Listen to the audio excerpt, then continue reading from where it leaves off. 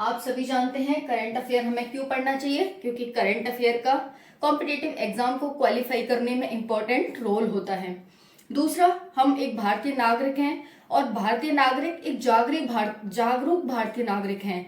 तो देश में क्या चल रहा है इसकी हमें जानकारी होनी चाहिए। तो जो कंपटीशन की तैयारी कर रहे हैं उनके लिए भी इम्पोर्टेंट है और जो कंपटीशन की तैयारी नहीं कर रहे हैं उनके लिए भी इम्पोर्टेंट है। जो नहीं कर रहे हैं उन्हें कम से कम ये तो पता होना चाहिए हमारा देश किस दिशा में जा रहा है, क्या अच्छा हो रहा है, क्या बुरा हो रहा है। तो सभी के लिए इम्पोर्टेंट है। चलिए स्टार्ट करते हैं। डेली करंट एनालिसिस, जिसे डीसीए कहते हैं, सभी प्रतियोगी परीक्षाओं के लिए महत्वपूर्ण है।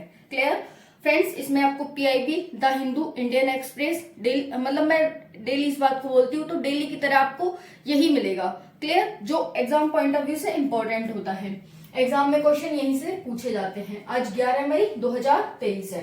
चलिए स्टार्ट करते हैं। क्वेश्चन फर्स्ट क्या कह रहा है, हाल ही में किस कंपनी को नवरत्न का दर्जा दिया गया है। एक कंपनी है जिसे हाल ही में नवरत्न का दर्जा दिया गया है। नवरत्न क्या होता है मैम, बताएंगे। नवरत्न कंपनी का दर्जा मिला है। तो चलिए, आपको 4 ऑप्शन दे रखे हैं, राइट आंसर क्या है आप बताएंगे।